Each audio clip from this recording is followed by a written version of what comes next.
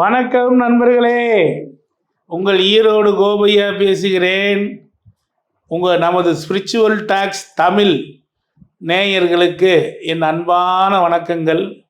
12 ராசி லக்கணங்களுக்கும் மேசம் முதல் மீனம் வரை எளிமையாக, அதாவது உங்களுக்கு அதிர்ஷ்டம் தரக்கூடிய சித்தர் யார் என்பதனையும், உங்களுக்கு அதிர்ஷ்டம் தரக்கூடிய முருக வழிபாடு எந்த முருகர் கூப்பிட்டவுடன் கந்தா என்று அருள் புரிவார், கடம்பா என்றால் அருள் புரிவார் என்பதனையும், எந்த முருகர் எந்த ஆலயம் என்பதனையும், கடனால் பிரச்சனை ஐயா, வேலையினால தொந்தரவு ஐயா, கஷ்டத்துக்கு மேல கஷ்டம் ஐயா, நஷ்டத்துக்கு மேல் நஷ்டம் ஐயான்னு புலம்பிட்டு இருக்கிறீங்களா?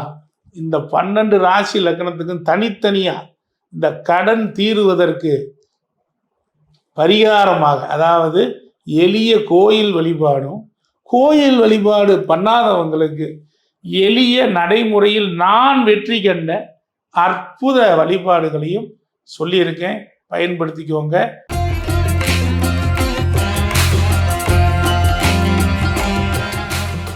கன்னிராசிக்காரர்களா நீங்கள்? கன்னி லக்கணமா? உங்களுக்கு கடனால் பிரச்சனையா? அதிர்ஷ்டகரமான சித்தர் யார் என்று தெரியாமல் தவிக்கிறீர்களா? அதிர்ஷ்டமான முருகர், எந்த முருகரை வழிபட்டால் ஜெயிக்கும் என்று நினைக்கிறீர்களா? நண்பர்களே, உங்களுக்குத்தான் இந்த பதிவு. உங்களுக்கு அதிர்ஷ்டமான சித்தர் யார் தெரியுமா? மிக அற்புதங்களை கொடுக்கக்கூடிய சித்தர் யார் தெரியுமா? அவர் உங்களுக்கு பதஞ்சலி முனிவர் தான்.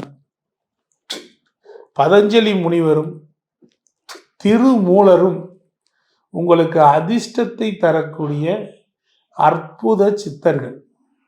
அது மட்டுமல்ல, மச்சமுனி சித்தர், பதஞ்சலி முனிவருடைய ஜீவசமாதி திருப்பட்டூரில் இருக்கிறது.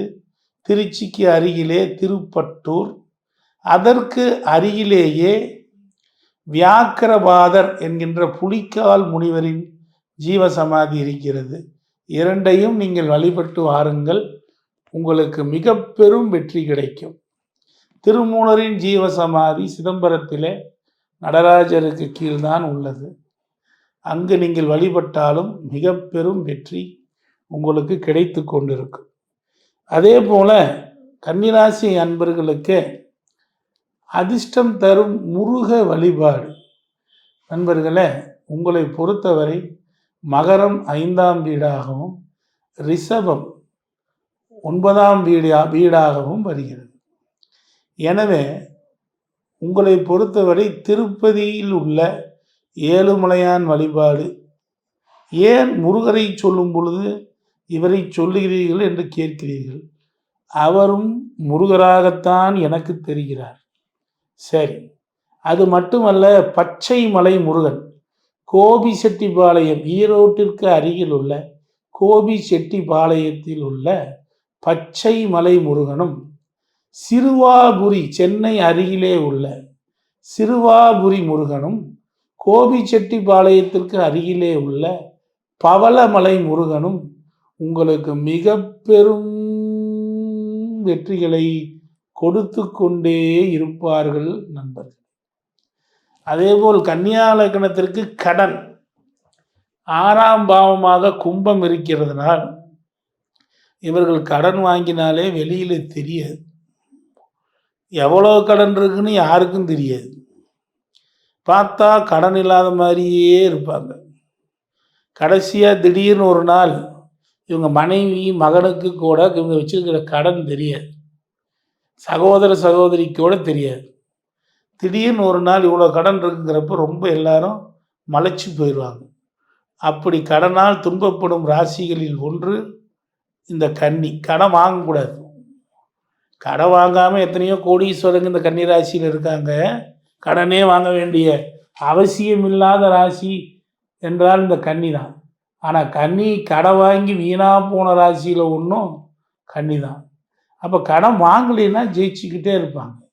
அப்போ கடன் வாங்கிட்டோம், என்ன சார் பண்ணுறது அதுக்கு என்ன சார் வழி இருக்குது அப்படின்னா, நீங்கள் கடனை தீர்ப்பதற்கு போக வேண்டிய ஆலயம் அப்படின்னா, அது நீங்கள் எப்பவுமே ஜெயிக்கக்கூடிய ஒரு அற்புத ஆலயம் மகாலட்சுமியினுடைய திருக்கருணை உள்ள, அதாவது நீங்கள் பெருமாள் கோயில் உள்ள தாயாரை அருமையாக 27 முறை போய் வெள்ளிக்கிழமை அன்னைக்கு சுற்றுனீங்கன்னா எந்த பெருமாள் கோயிலில் உள்ள தாயாரும் சரி மிக பெரும் வெற்றிகளை உங்களுக்கு கொடுத்துக்கிட்டே இருப்பாங்க.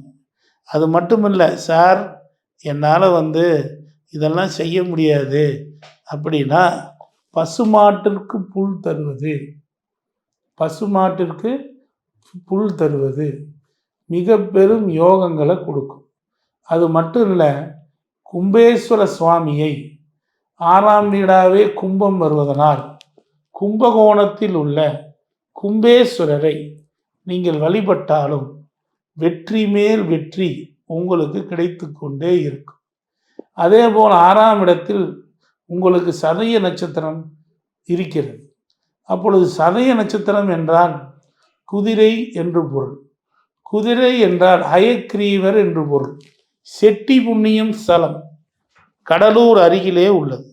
அங்கு இருக்கக்கூடிய ஹயக்ரீவரை நீங்கள் வழிபட்டால் உங்களுக்கு கடனால் ஏற்படக்கூடிய துன்பம், படிப்பு வராமல் இருந்தால் படிப்பினால் ஏற்படக்கூடிய நன்மை, வேலையினால் ஏற்படக்கூடிய பிரச்சனை, வேலையாட்களால் ஏற்படக்கூடிய தொந்தரவு, இவைகள் அனைத்தும் தீர்ந்து வெற்றி மேல் வெற்றி உங்களுக்கு கிடைத்து கொண்டே இருக்கும் அன்பர்களே.